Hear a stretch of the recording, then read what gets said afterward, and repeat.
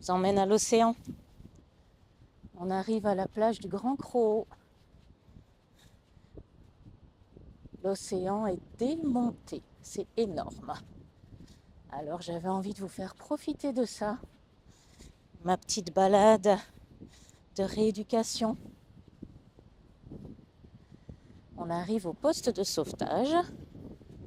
Allez, je vous fais le petit tour.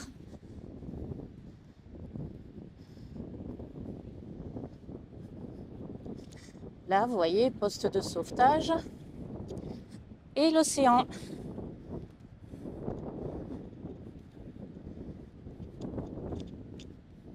Allez, on y va. On va se balader un peu. Comment vous allez aujourd'hui? Alors, aujourd'hui, on va parler d'une phrase que j'ai entendue plusieurs fois cette semaine en consultation et qui ne me plaît pas du tout.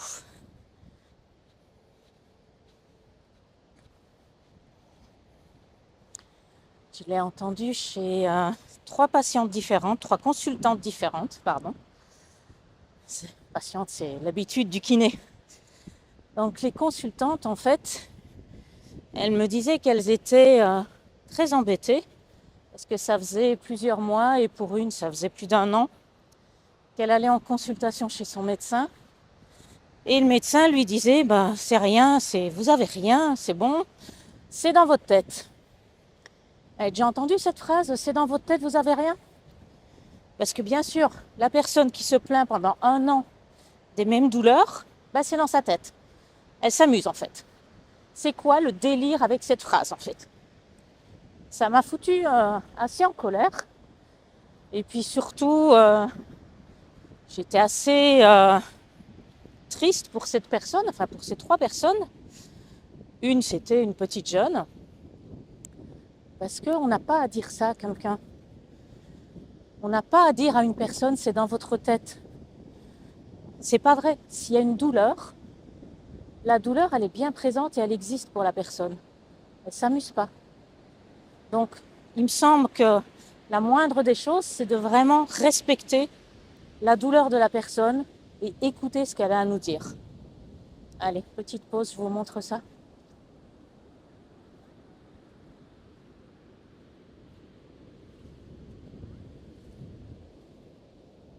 C'est beau, hein?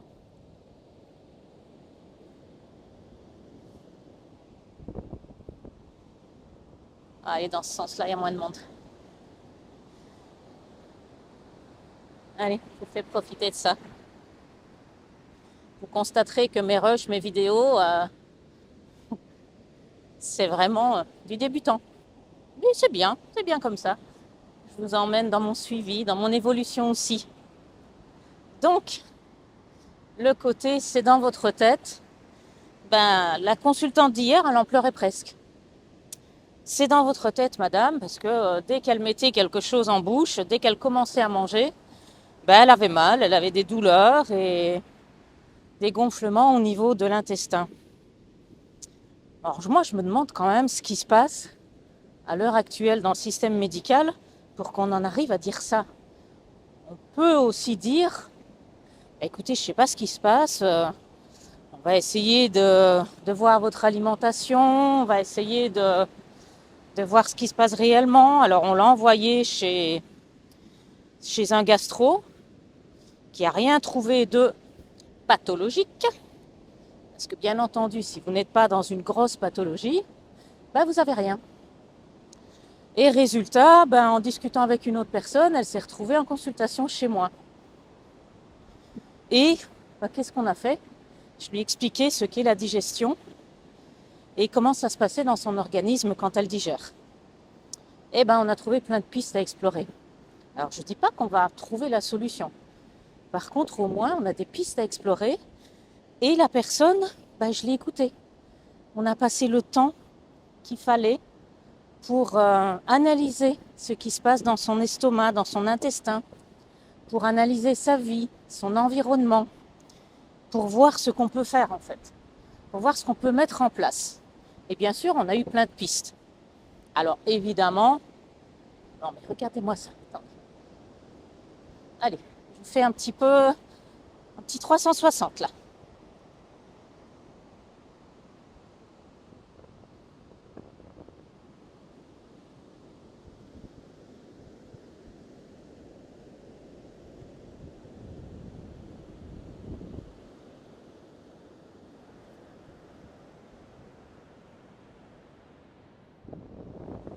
C'est trop bien, hein. Je sais que vous aimez l'océan. Je vous en fais profiter. Donc, qu'est-ce que je disais? Bien sûr, il y a le stress. Forcément, on ne se retrouve pas dans des situations compliquées si on n'a pas un environnement de stress. Mais honnêtement, qui n'en a pas? Qui n'a pas de stress à l'époque actuelle?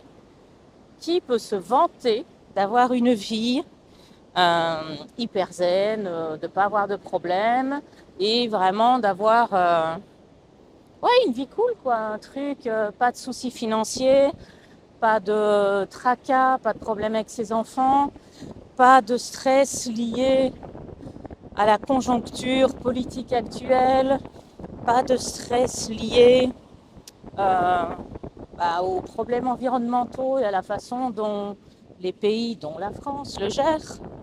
Voilà, qui n'a pas de stress à l'époque actuelle? D'autant plus si les personnes sont avec une entreprise, si elles ont leur propre entreprise.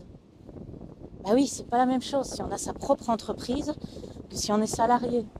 Quand on est malade, quand on a des problèmes, c'est pas pareil. Mais tout ça pour vous dire que forcément, le stress, il est là. Hein, il est chez tout le monde. Bon, on peut évidemment calmer le stress quand on vient dans des endroits comme ici et respirer, profiter.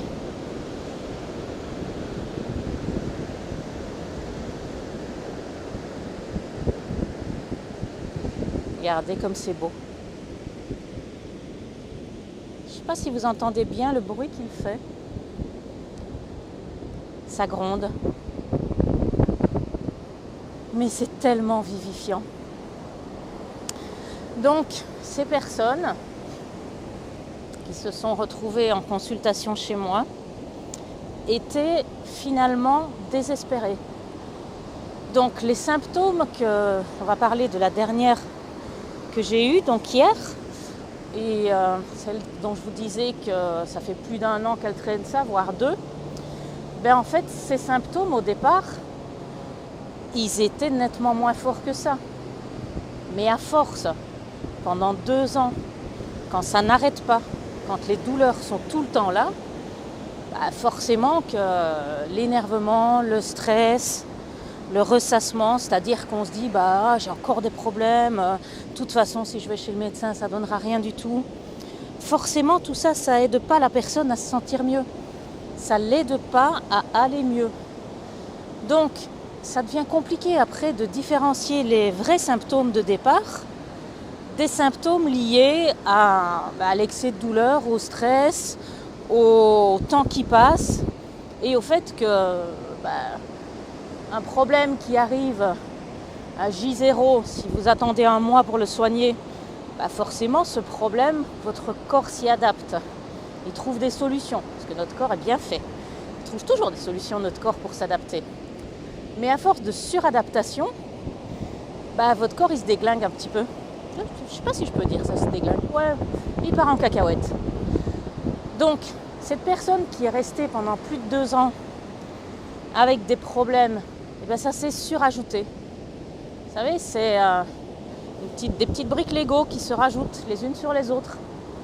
Et après, ça devient compliqué d'aller chercher la source du problème. Alors, je comprends que les médecins n'ont pas le temps d'aller regarder tout ça, d'aller se poser la question, la source du problème, c'est où? Ça a commencé par quoi, tout ce bazar? Mais de là à dire que c'est dans sa tête, non, je ne suis pas d'accord, en fait. J'aime pas ça. J'aime pas le manque de respect qu'on a actuellement dans le monde médical. J'aime pas ce manque de considération pour le patient.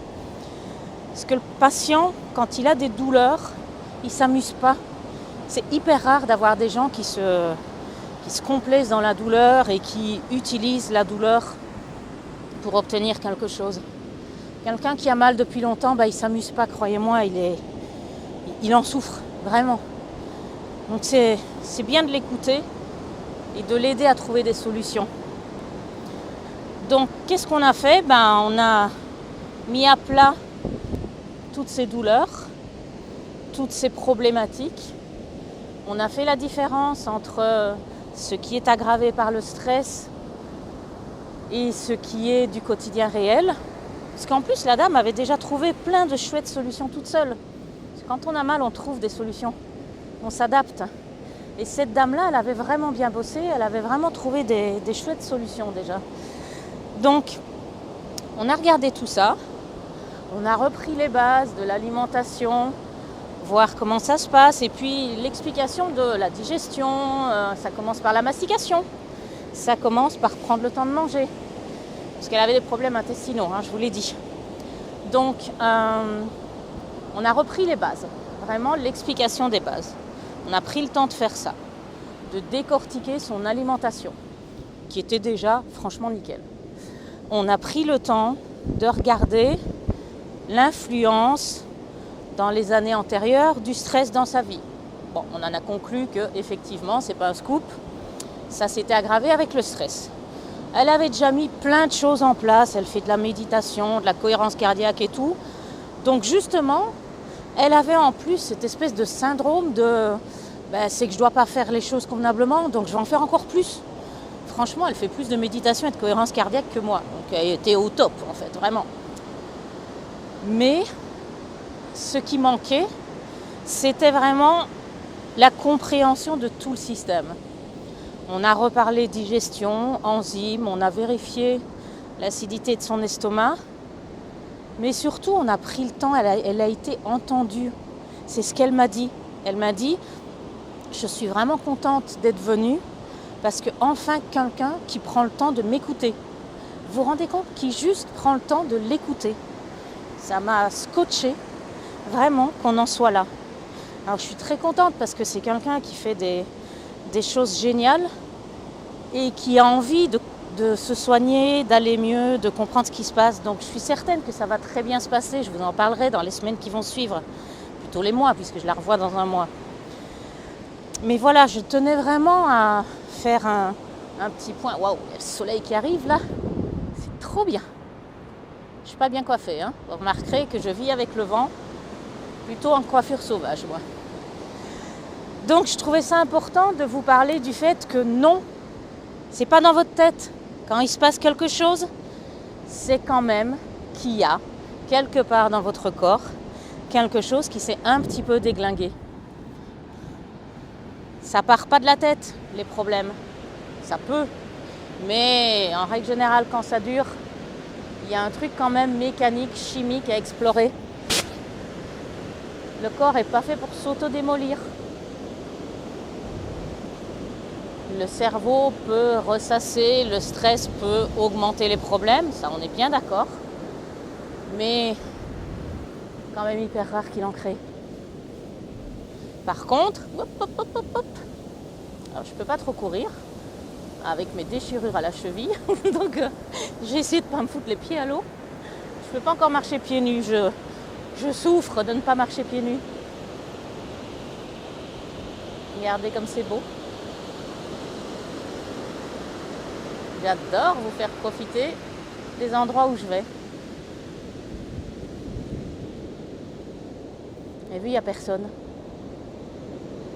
Allez, encore un 360. Là au bout, il y a quelques humains qui marchent, mais pas grand-chose. C'est trop bien. Donc, je disais, le stress va aggraver un problème. Donc, quand j'ai quelqu'un qui vient en consultation, je vais me poser la question de savoir quel est le réel symptôme. Est-ce que c'est le symptôme de départ ou est-ce que ça s'est aggravé avec le temps et avec le stress? Mais on va déjà chercher vraiment ce qui s'est passé et comprendre ce qui se passe. Pour moi, c'est vraiment le primordial.